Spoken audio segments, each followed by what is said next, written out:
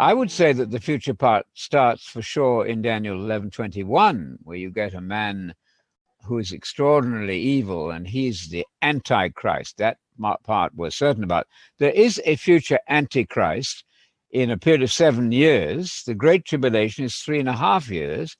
The two witnesses are probably in the first or the second half of that 7 years, the second 3.5 years. But I'm going to leave verse 5 entirely alone because I'm not sure that's even future. There's good history behind that. Now, it could happen again. It could. I'll wait and see. I don't know. But from 21 on, and especially from verse 36, you can be sure you're dealing with that final king of the north. Now, please note that's nothing to do with Rome or the European common market. The king of the north would be a Middle Eastern ruler, otherwise known as the Assyrian. And I have an article at my site on the Assyrian in Messianic prophecy. So the king of the north would be one of 10 kings headed by the Assyrian, who indeed will attack Israel. And that's Zechariah chapter 13 and 14, where 2/3, it says, of the people in Israel are going to be tragically decimated. 1/3 of the city will go into captivity, and 2/3 of the city will not. So you can read that in Zechariah chapter 13 and 14. But the king of the north is the Antichrist. He's the Assyrian, who is always seen as north. Now, he himself will be attacked from the north as well. That's another subject. Who that turns out to be, I don't know. Somebody closer to Russia, perhaps. I'll leave that alone. So 3 points to keep this simple. First of all, 11:5 of Daniel, very unclear to me that 5 onwards is still future. It could be.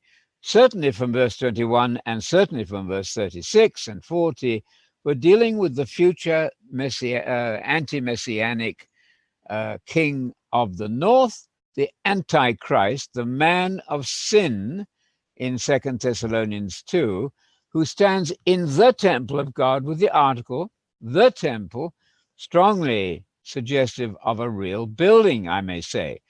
Now, it's true that the church collectively can be a temple when Paul introduces them. You individually can be a temple. All of that's fine. But when Paul says that the man of sin is going to enter into the temple and sit down in it, that is strongly suggestive, I think, of a real anti-Christian figure. Haven't got a temple right now. It could be built very quickly. So I'm glad that somebody raised that question. We are classical futurists. There's no pre-tribulation rapture. So one thing to guard against in conversation with your friends, when they say, well, do you believe in the rapture?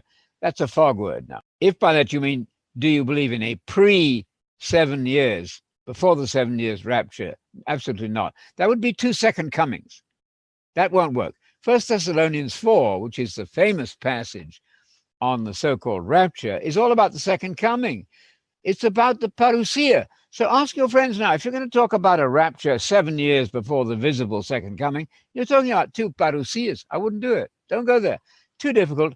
Now, you don't have to go through the Great Tribulation. You can escape in your own house. You can flee to the wilderness or whatever. Leave that alone. But there is no double second coming. There is no resurrection of saints before the beginning of the 7 years. I would insist on that. And to read properly on that subject, you want to read Gundry, Robert Gundry's excellent study, The Church and the Tribulation. Even better, from your local library, Alexander Rees, The Approaching Advent of Christ. Marvelous read. Jesus refers to, in Mark 13:14, Jesus refers to the abomination of desolation standing where he, a masculine pronoun there, very significant, Mark 13:14. Paul refers to this man of sin entering the temple. Again, I want to repeat this important point. The church taken collectively can be introduced, note carefully, can be introduced as a temple. You as an individual can be introduced by Paul as a temple. But Paul there in 2 Thessalonians 2 is talking about a man sitting in the temple of God, strongly suggestive, I think, of a real building.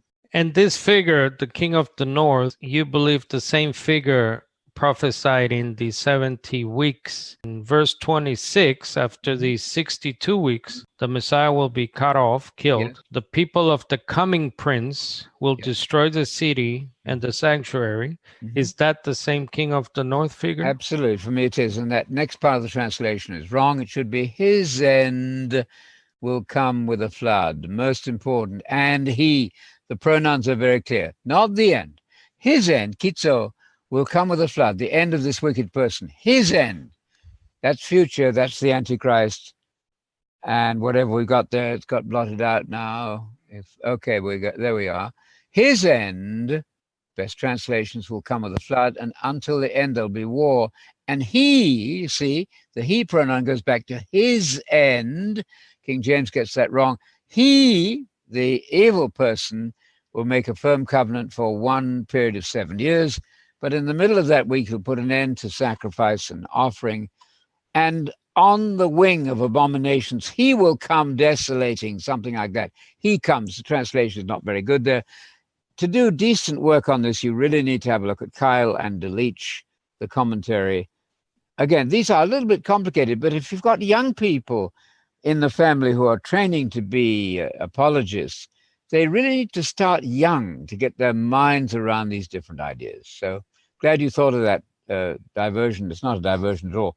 That additional information, Carlos. Right, because prophecy can go back and forth. So the figure in 11, chapter 11, is probably the figure back in chapter 9 and so on. Book of Revelation does that a lot, right? Goes back and forth. The visions go forward and then it goes back to, and so Sometimes on. that's right, but this is not impossible. What I gave you here this evening is classical futurism. This was held by the earliest church fathers as well. Irenaeus, Commodianus, let's see, Lactantius, Irenaeus, Justin Martyr. They're all classical futurists, really. So was it with the reformers that these type of prophecies were given a historical meaning as opposed to a futurist meaning? With some of them, yes. Historicism comes in to try to say, no, the Catholic Church is the evil guy here. That was what Luther was trying to do. Historicism is based on what's called a day-year theory. It's much later, and the day-year theory actually arises around 1200 AD. And there they were trying to say, well, why hasn't Christ come back? Oh, the prophecies must be then days are years. We can extend it. That's just not right. The days are still days, I think.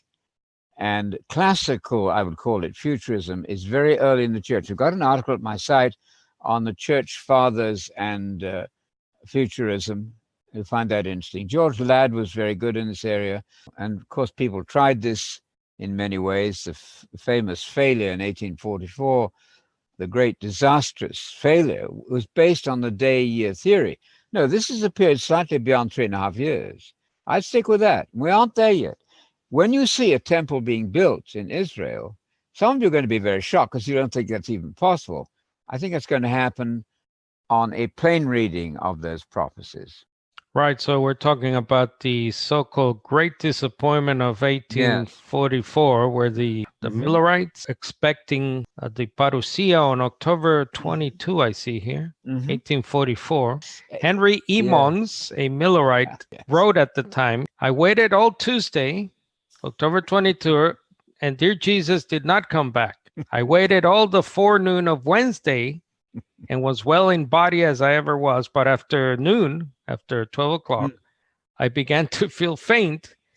And before dark, I needed someone to help me up to my chamber as my natural strength was leaving me very fast. And I lay prostrate for 2 days without any pain, sick with disappointment. That's fascinating. And the same thing happened then when somebody called Edgar Whisenant predicted the second coming for 1981, was it? I've forgotten the exact date. That failed. Then he said, okay, it's 1 year later, and that failed as well. Well, he made a lot of money selling books. Herbert Armstrong, with whom I had some acquaintance way back, a long time ago, 60 years ago, he predicted the Great Tribulation would begin in 1975. I remember being terrified by that. You don't want to set any dates.